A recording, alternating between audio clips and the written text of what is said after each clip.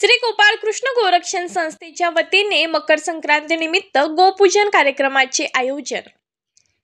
श्री गोपाळ कृष्ण गोरक्षण संस्था जळगाव सामूच्या वतीने दरवर्षीप्रमाणे यावर्षी सुद्धा मकर संक्रांत निमित्त कार्यक्रम सोमवार दिनांक 15 जानेवारी रोजी संस्थेची गोशाळा बऱ्हाणपूर रोड जळगाव सामूद येथे आयोजित केला असून या ठिकाणी समस्त गोप्रेमींनी गोपूजनाकरिता येण्याचे आवाहन संचालक मंडळाच्या वतीने करण्यात आले आहे।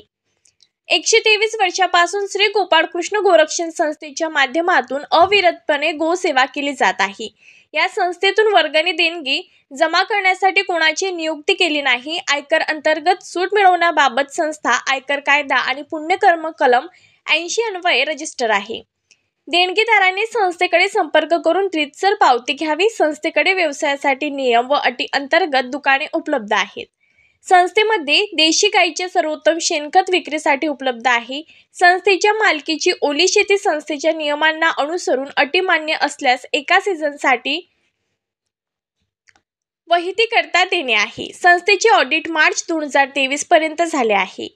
संस्थेच्या वतीने गोप्रेमींना रासायनिक खतामुळे नापिकी होत असलेल्या शेतीच्या संवर्धनासाठी जैविक शेती करणे अत्यंत आवश्यक आहे। त्यासाठी गोवंश संवर्धन व रक्षण करणे नितांत गरजेचे आहे। गोसंवर्धनासाठी केवळ गोशाळेवर विसंबून न राहता सामूहिक प्रयत्न होणे तसेच घरोघरी गायीचे गोवंशाचे संगोपन होणे नितांत गरजेचे आहे। गोवंशाचे रक्षण होऊन जैविक शेती करून निरोगी जीवन जगता येईल। 2024 या प्रार्थना वर्षात 22 जानेवारीला अयोध्यात श्रीराम स्थापना होत आहे। सर्व भक्तांना त्या दिवशी दिवाळी साजरी करून घरी सायंकाळी दीपदान करावे असे आवाहन किसनलाल केला, बिहारीलाल अग्रवाल, नवल भैया, ओमप्रकाश कांदी, महेंद्र पलन, पूनम भंसाली, गोविंद अग्रवाल, नितेश अग्रवाल, पंकज पलन, परेश भंसाली, सुरेश मोदी यांनी केले आहे।